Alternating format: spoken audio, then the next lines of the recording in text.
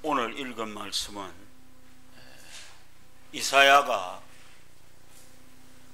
부름을 받아서 나가는 얘기입니다. 다른 성경에서 선지자들은 1장에 대부분 그의 부름이 나와 있습니다.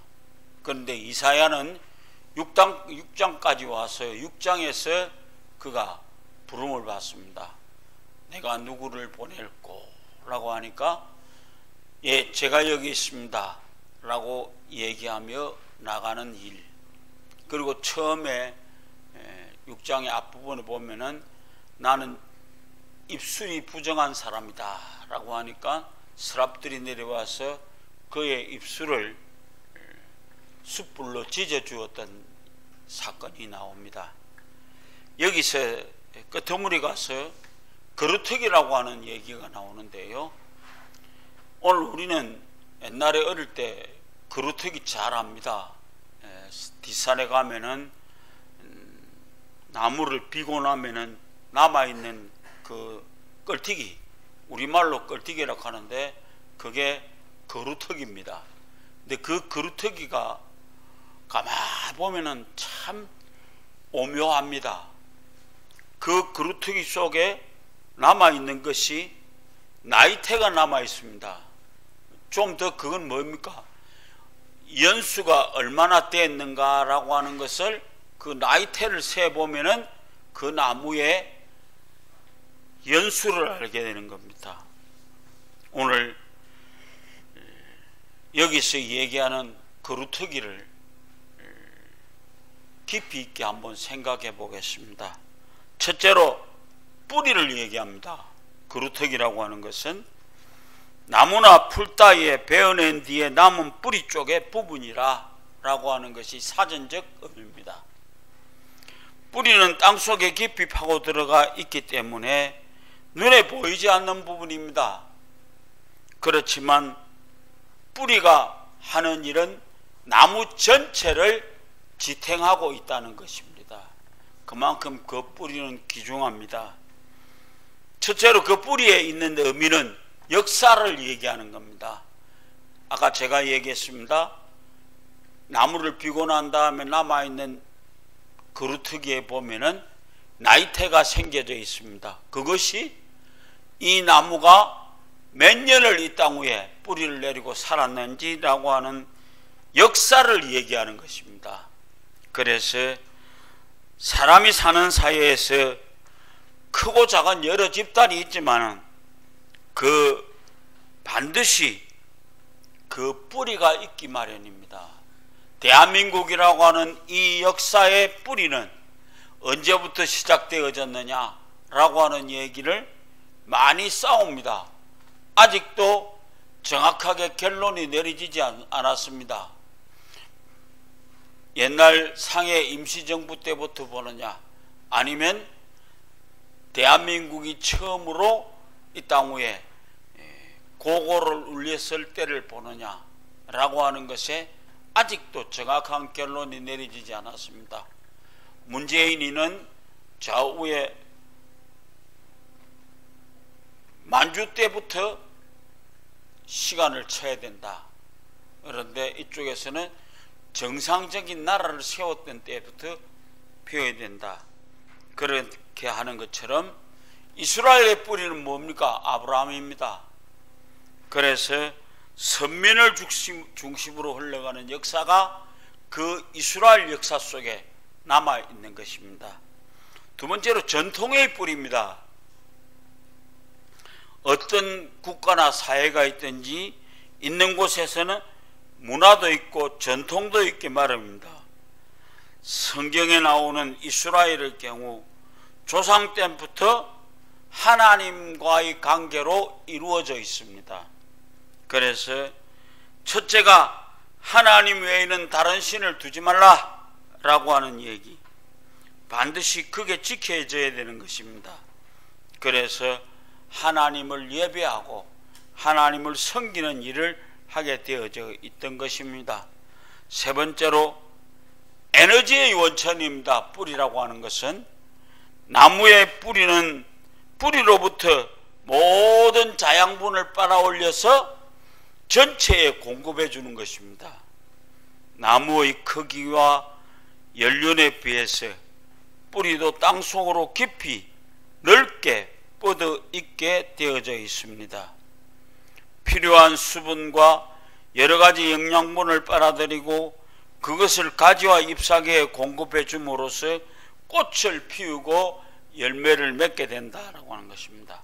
사람들은 겉으로 드러난 나무의 크기와 잎과 열매에 따라서 감탄하면서 그것을 지탱하고 있는 뿌리에 대한 얘기는 하지 않습니다.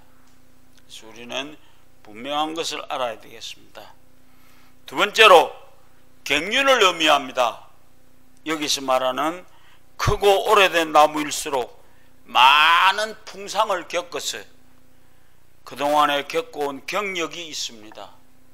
우리나라에도 정부에서 보호하는 나무들이 있습니다.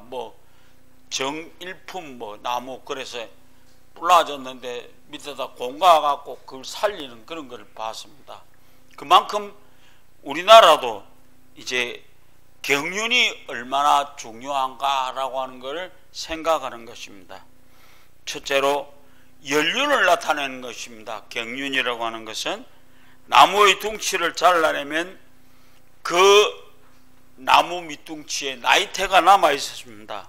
나이테는 나무의 나이와 정비례하기 때문에 그것을 보고 연륜을 짐작하게 되는 것입니다. 나이테는 진한 색깔이 있고 연한 색깔이 있습니다. 진한 색깔은 이쪽으로 남쪽으로 보았던 때고, 연한 색깔은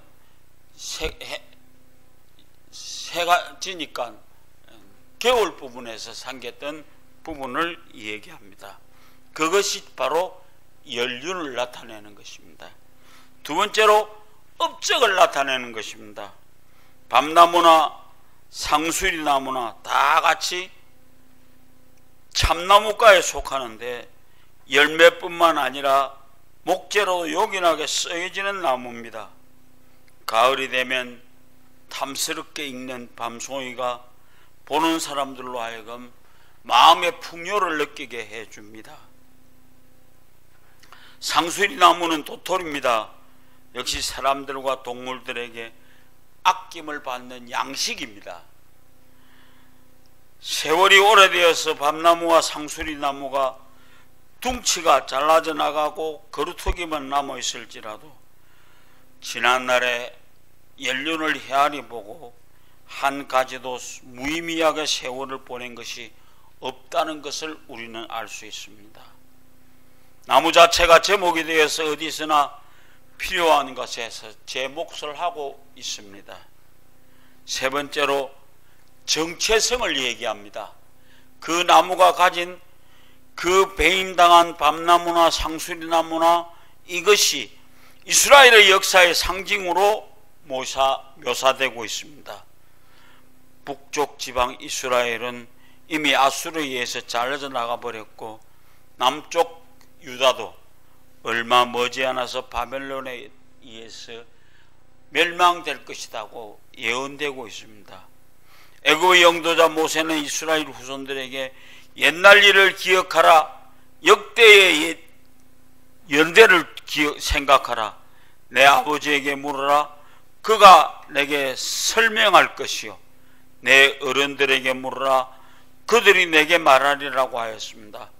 부모나 어른들이 남겨놓는 신앙의 거루터기는 자손들에게 확고한 사상적 근거고 또한 정체성을 얘기하는 것입니다.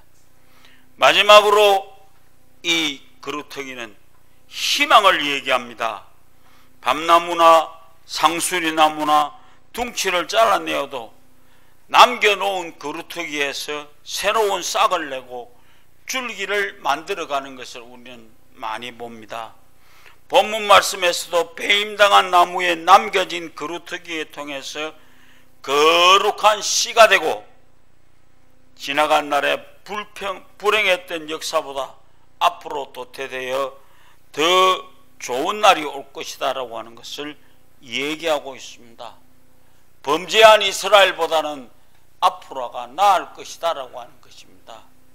그래서 첫째로 이 거루터기 속에서 메시아의 환상을 보는 겁니다. 이사야엘 11장 1절에서 뭐라고 그럽니까? 이새의 줄기에서 한 싹이 나서 그 다음에 결실할 것이요 라고 하는 얘기를 합니다.